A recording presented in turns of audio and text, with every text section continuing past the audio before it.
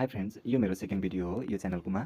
आज चाहिँ म यस भिडियोमा चाहिँ हजुरहरूको एकाउन्ट कुन फर्ममा छ, मतलब पर्सनल एकाउन्टमा छ कि प्रोफेसनल एकाउन्टमा छ, जुन चाहिँ प्रो लेभलमा छ कि त्यो कुरा चाहिँ कसरी चेक गर्ने भन्ने बारेमा बताउने छु। सो सबभन्दा पहिला चाहिँ यो टपको लेफ्टपट्टिको चाहिँ 3 डटमा क्लिक गर्नु होला र सिम्पली यहाँनिर चाहिँ जसरी एकाउन्ट मेरो मोहित सिंह भनेर देखाएको छ, सिम्पली यसमा चाहिँ ट्याप गर्नु होला, क्लिक गर्नु होला।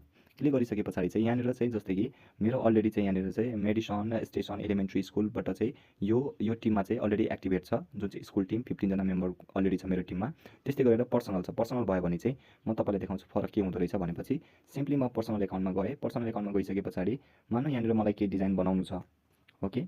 जस्तै कि मानौँ मलाई यहाँ यसमा कुनै पनि डिजाइन बनाउनु छ। सपोज यसमा म क्लिक गरेँ, यसले अलिकति टाइम चाहिँ लिन्छ। सपोज अब यो एउटा स्लाइड छ, ठिक छ। अब यो स्लाइडमा मलाई काम गर्नु छ या मलाई अझ पनि यसमा जस्तै यो सेकेन्ड स्लाइडमा यो इमेज म डिलिट गर्छु र सिम्पली यो इमेज डिलिट गर्दाखेरि चाहिँ मलाई यसमा आफ्नो इमेज चाहियो। सपोज फोटोमा क्लिक गरिसके पछाडि यहाँबाट कुनै एउटा ब्याकग्राउन्ड म लिन्छु। जस्तै कि सपोज यहाँबाट कुनै पनि एउटा ब्याकग्राउन्ड, जस्तै कि यो ब्याकग्राउन्ड लिएँ। यो ब्याकग्राउन्ड लिइसके पछाडि यसको मानौँ मलाई यो बिजी ब्याकग्राउन्ड रिमुभ गर्नु छ भने म ब्याकग्राउन्ड पनि यसको रिमुभ गर्न पाउँदिनँ, ठिक छ। त्यस्तो यसलाई अझै जुन कामहरू गर्नुपर्ने छ सबभन्दा सुरुमा त यो ब्याकग्राउन्ड इम्पोर्टेन्ट छ। त्यस्तै गरेर यसलाई अझै पनि हामीले एडिट गऱ्यो भने चाहिँ जस्तै कि म हजुरलाई देखाउँछु यहाँनिर, यसमा एडजस्ट गरौँ। एडजस्ट गर्दा पनि अब यो एडजस्टमेन्टहरू पनि हामीले यहाँबाट चाहिँ गर्न मिल्छ, नमिल्ने होइन। तर पनि यसमा चाहिँ के हुन्छ भन्दाखेरि चाहिँ कुनै एडजस्टमेन्टहरू चाहिँ प्रो लेभलमा दिएको हुन्छ क्या। जस्तै कि इफेक्टमा गए, अब इफेक्टमा पनि फेस यसलाई यो बनाउनु छ भने हामीले योहरू चाहिँ चलाउनलाई यो दिँदैन क्या। यिनीहरू चाहिँ हामीलाई यो इफेक्टहरू युज गर्न दिँदैन। त्यस्तै गरेर जस्तै कि अझै पनि यसमा धेरै कुराहरू छ।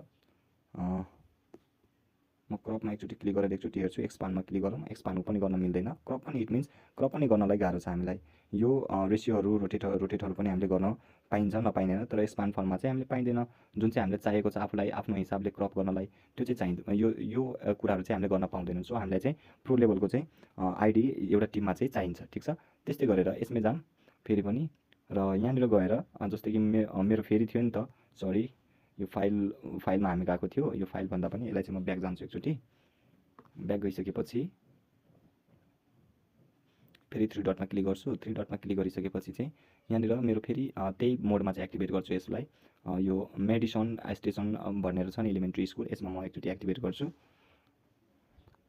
अब यो आइडीमा चाहिँ एक्टिभ भइसक्दाखेरि यसमा यति मजाले हामी काम गर्न सक्छौँ। यसमा कुनै पनि जस्ट प्लसमा क्लिक गरेर अब आफूलाई के बनाउनु मन छ, मानौँ सोसल मिडिया पोस्ट बनाउनु छ। सोसल मिडियामा क्लिक गरेर जस्तो कि यस्तै हामीले बनाउन चाहन्छौँ भने पनि बनाउन पाइयो क्या। तर अब जस्तै कि यो एउटा टेम्प्लेट छ। यो टेम्प्लेटमा आफूलाई चाहिएको चाहिँ डेटा लेख्नु मन छ भने यसलाई हामीले क्लिक गरेर यसमा एडिट गर्न सक्छौँ। बट मलाई यसमा इमेज पनि राख्नु छ। सपोज म यहाँनिर जान्छु,